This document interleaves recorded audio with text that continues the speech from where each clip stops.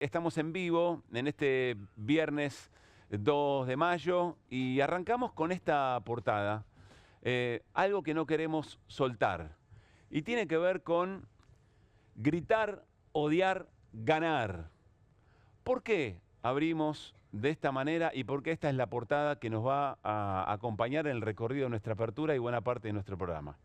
A ver, el gobierno otra vez en las últimas horas vuelve a atacar al periodismo, es decir, ya está claro que acá hay una decisión tomada y lo hace solamente a modo de muestra con estos dos posteos que vamos a compartir. Primero, uno del propio presidente Javier Milei, que hace algunas preguntas que la verdad no tienen mucho sentido porque son preguntas retóricas, un poco para el jueguito que el propio presidente hace con este tema. Si una persona no tiene ganas de hablar con el periodismo, hay una ley que obligue, la respuesta es obviamente no, etcétera, etcétera. Se hace distintas, insisto, juega un frontón el presidente con el punto donde quiere llegar. Dice que estas cosas el periodismo las hace regularmente, pero quedémonos acá. Naturalmente, si en cada uno de los puntos notas el comportamiento depravado y violento del periodismo, ahí entenderás la frase, no odiamos lo suficiente a los periodistas. Es decir, el presidente insiste con la idea del odio y por supuesto aparece toda la militancia en redes sociales que insiste con el propio tema, como por ejemplo el propio Gordodán Parisini. Dice, Javo, ¿podés meter en cana a algún periodista por decreto como hizo Alfonsín, por favor? Después le contesta Gabriel Levinas, le explica que eso no se trataba de eso. Entonces después el propio Gordodán dice, bueno, hay que meter preso a Gabriel Levinas. Está claro que no sabemos si lo dice en serio o no, pero ya empieza todo dentro de un imaginario que es muy perverso, que es muy terrible. Ahora, queremos establecer bien qué es lo que está, o por lo menos nuestra mirada de lo que está ocurriendo, y atar los puntos de esto con lo real, con el plan político, social y económico que tiene el gobierno. El presidente Javier Milei no está enojado, no tiene exabruptos, no se desborda con este tema. El presidente Javier Milei sigue un plan. El gobierno está siguiendo un plan que no es original, un plan que lo han seguido las distintas expresiones de ultraderecha que en este momento, por lo menos en Occidente, están tratando de seguir la misma receta. Una receta que un sociólogo italiano entendió, comprendió y la tradujo en un libro que se llama Ingenieros del Caos, Los Ingenieros del Caos, Giuliano da Empoli. Hay un párrafo, el libro es interesante, no es un libro nuevo, es del 2019, ya viene advirtiendo sobre estas cosas. Quiero decirles, un sector del análisis político en la Argentina y en la región también, porque tampoco es una gran novedad, pero acá está muy sistematizado. Y fíjense que en un momento determinado, Giuliano da Empoli habla específicamente respecto del periodismo. Miren este párrafo. Pero la violencia de las declaraciones del movimiento 5 Estrellas, que es donde de alguna manera estas cosas empiezan a tener un efecto muy positivo en términos de acumular política a partir del odio, de este caos y de esta virulencia en Italia, contra las instituciones democráticas, es solo un reflejo de la violencia verbal que la ametralladora giratoria de Casaleggio, uno de los fundadores de 5 Estrellas, sigue inyectando en el debate político. En Italia, todo periodista o comentarista comprendió rápidamente que el simple hecho de escribir un texto sobre el movimiento 5 Estrellas lo dejaba expuesto no solo a una ola de críticas, como sería normal, sino a una tormenta de críticas, insultos. Desde finales del 2013, el blog introdujo una sección dedicada al periodista del día, generalmente un reportero que critica el movimiento. La víctima es presentada ante las masas como un ejemplo de mala fe y corrupción en los medios italianos y en ocasiones se convierte en objeto de insultos y amenazas en las pantallas de las redes. No es casualidad que en su informe anual Reporteros Sin Fronteras denuncie desde 2015 en adelante al movimiento 5 Estrellas como uno de los factores que más limitan la libertad de prensa en Italia. Es decir, acá, insisto, no hay algo así como un despertar de Javier Milei contra la prensa, un desborde, parte de esa, entre comillas, locura que se le atribuye. No, no, no. El presidente no está loco, el presidente está siguiendo un plan. Un plan que viene funcionando con todo éxito, por lo menos, insisto, en las ultraderechas de Occidente. Presten atención al último párrafo. Habla de Reporteros Sin Fronteras. Bueno, vean la nota que hoy se publica, o por lo menos en las últimas horas. Miren. La Argentina fue uno de los países donde más se deterioró la libertad de prensa en el último año, alerta Reporteros Sin Fronteras. El informe anual informó una caída de 47 lugares, entre 180 países durante la gestión de Milei, preocupación por la situación en Estados Unidos. Es decir que no solamente que el presidente siga un plan, sino que ese plan está teniendo las mismas consecuencias que ha tenido en Italia y en otros lugares del mundo. Y que incluye un apartado específico de meterse contra la prensa y generar efectivamente ese odio. Es decir, conducir la mirada, como en el teatro, orientar la mirada a partir de un guión.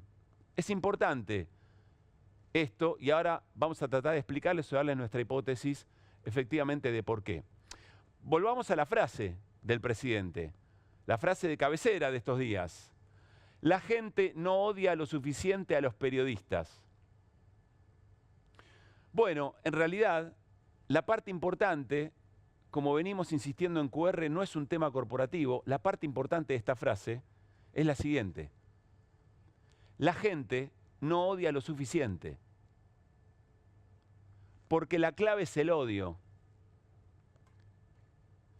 Hoy son los periodistas, pero antes fueron los sindicatos, los kirchneristas, que como ustedes ya saben, en aquella producción de inteligencia artificial estaban infectados por un virus. Y si alguien está infectado por un virus y se convierte en otra cosa, deja de ser humano, deja de ser alguien con quien convivir. Los piqueteros, los estudiantes o las universidades, las organizaciones sociales, etcétera, etcétera, etcétera. El problema no son los periodistas, los periodistas son el capítulo del momento de ese plan. El tema para el gobierno y frente a lo que quiere hacer es que todavía la gente no odia lo suficiente. ¿Por qué es importante el odio y por qué esto de alguna manera es una novedad? Porque convive con otro territorio, que no es el territorio eventualmente donde el periodismo tradicional conjuga ideas y argumentos y discute. No es el territorio de lo cotidiano, del vernos cara a cara, de las reuniones, de lo colectivo,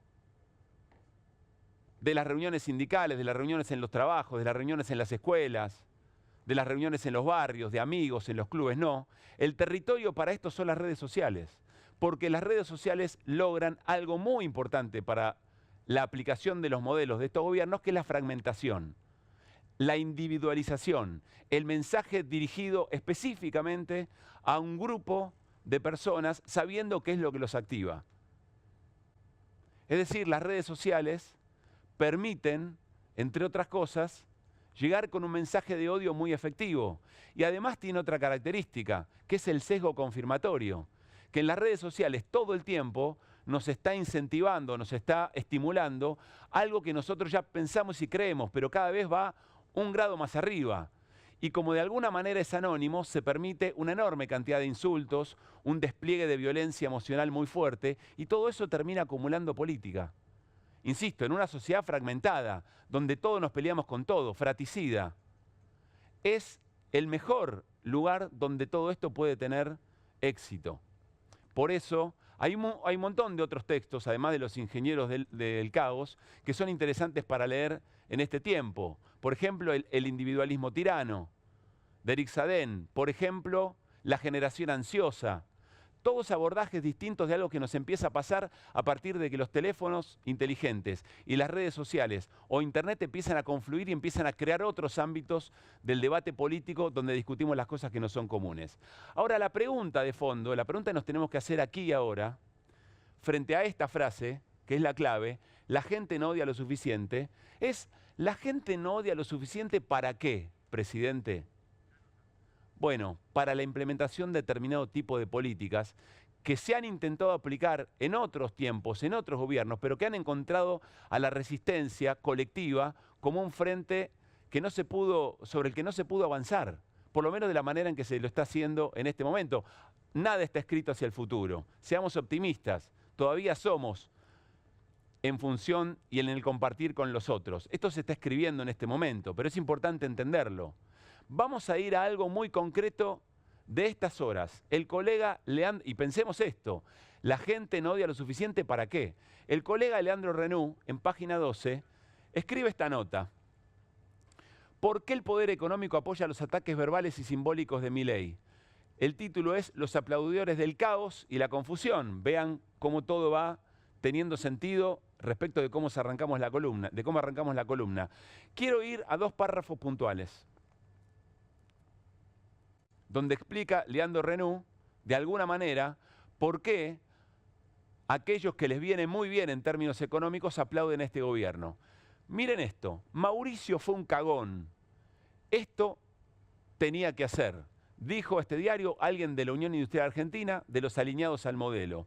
Mauricio es Macri, y lo que le achacan es que no se haya radicalizado para cumplirle 2 de sus sueños húmedos, algo que sí hace Milei. El primero, un Estado chico que no moleste ni controle el sector privado. El segundo, una batería de leyes desreguladoras que les bajen los costos laborales e impositivos y sean sustentables. Las ventas van y vienen, hasta los gobiernos van y vienen. Pero hasta ahora no habíamos visto a nadie que fuera a fondo, sin importar nada, incluso sin importarle su supervivencia política para hacer lo que los empresarios quieren. Un segundo ahí. Esto es muy importante. Las ventas van y vienen. ¿Qué está diciendo? Algo que venimos sosteniendo nosotros también. Que hay una afinidad ideológica en el doblegar a las resistencias para aplicar estas 2 consignas muy puntuales. Achicar al Estado y modificar, diría Heller, algunos precios relativos. Lo impositivo, los costos laborales, los salarios, bajar los salarios. ¿Para qué? Para aumentar utilidades.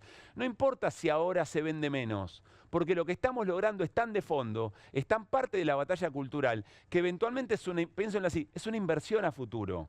Estamos creando una nueva normalidad a partir de esto. ¿Quién? Milei. ¿Por qué? Porque va a fondo. ¿Por qué no lo hizo Macri? Porque era un cagón. Porque no se animó a lo que Milei se anima. Sigamos un momento más en esta nota de Leandro Renou, quien decía esto, un importante integrante de la Cámara Argentina de Comercio. Naturalmente, el trasfondo del fenómeno es global. Los empresarios se han dado cuenta que ya no alcanza con gobiernos que prometan aperturas. Es tiempo de apoyar regímenes ultra para trabajar desde adentro en la misma sintonía y achicar el margen de error. Es decir, hay que hacerlo, se tienen que animar. Bueno, para eso se necesita que pasen otras cosas. El emblema es el gobierno de Trump, rodeado por empresarios funcionarios de Silicon Valley, el más saliente Elon Musk. La foto es la de un empresario mundial que acepta correr los límites de la democracia para conseguir metas. Nunca lo dirán en público, porque pocas veces se lo preguntan, pero los CEOs locales también darían vueltas, como ya lo hizo Milei, ante la consulta de si creen o no en un sistema de vía democrática. ¿Qué quiere decir darían vueltas? Dirían, habría que ver. ¿Y de qué manera se cercena la democracia? Generando el caos, generando la desesperación, la violencia, el desencanto total. ¿Quién lo logra eso? La propia sociedad lo logra en el momento en que el odio que se le inocula muy eficazmente con estas nuevas tecnologías, con esos territorios como las redes, con esos planes de acción de gobiernos que se animan a eso, como el propio Milei, no por nada es un outsider, no tiene arraigo en el esquema político más tradicional. Por eso Macri no se anima, probablemente uno podría pensar, quizá no era el momento, vaya uno a saber, razones varias. Pero todo esto conjuga en esto último.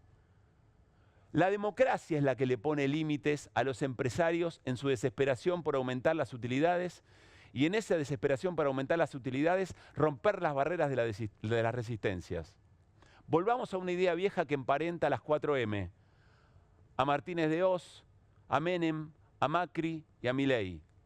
Arranquemos por la primera M. Otra vez, digámoslo, tengámoslo muy en claro. No era el terrorismo de Estado o la dictadura o Videla el que necesitaba un ministro de Economía.